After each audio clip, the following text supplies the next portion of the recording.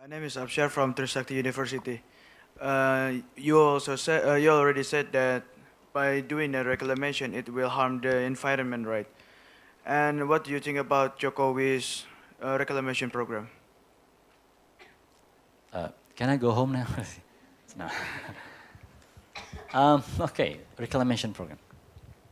Um, I'm afraid I don't really have enough data and also intellectual capacity to comment on it. But this is my comment in general. What the Chinese has been doing with the reclamation is excessive, certainly. I mean, we can see it from what we had earlier. It's from a very small or even non-existent object into a very large island.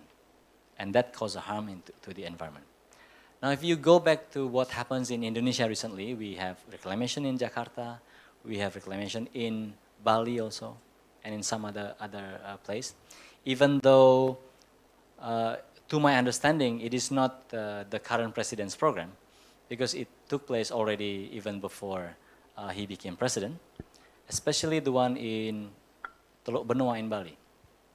The Benua Bay in Bali, the reclamation, was based on the a presidential decree that is issued by Bapak SBY, not Jokowi. So Pak Jokowi is basically, in my opinion, complying to what regulation that is being issued by his predecessor. Now, with regards to whether or not it is harmful to the environment, certainly studies have been conducted by a lot of people, a lot of parties, a lot of researchers. From what I read, most of them found that the reclamation in Bali in particular is not positive for the environment. Not only for the environment, but also for the social impact, because in Bali's ocean is also treated as a space for spiritual activities. And based on what I read once again, because I didn't really do the research myself, the reclamation is not recommended. So that is why in the case of Bali, a lot of people, according to, including the academics, propose or suggest that the presidential decree to be cancelled. That's probably what I can comment. But now in general, you talk about reclamation. Okay, if you talk about the possible harm to the environment, certainly the possibility is there. Can you imagine if there is a space in the coast that is empty before, and now you fill it with objects, right? That will certainly change the flow of the current, okay?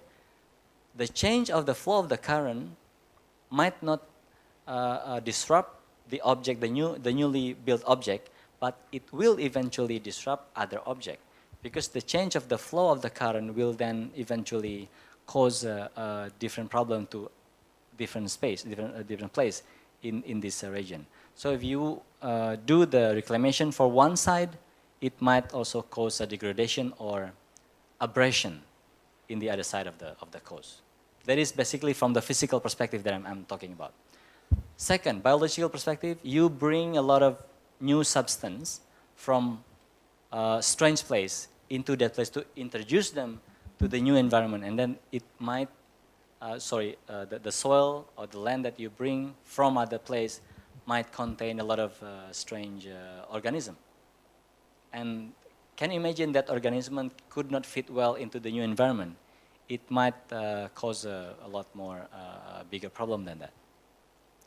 That's biology. Third, social. Now we talk about the reclamation in Bali, for example.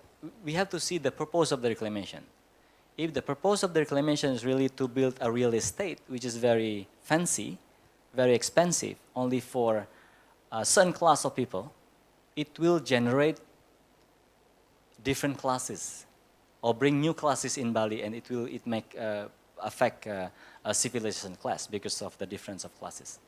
So I think if you talk about the possibility or problem, there are a lot of possibilities. So once again, I don't really do the research about that, but that is how I can comment in general. Terima kasih. Thank you.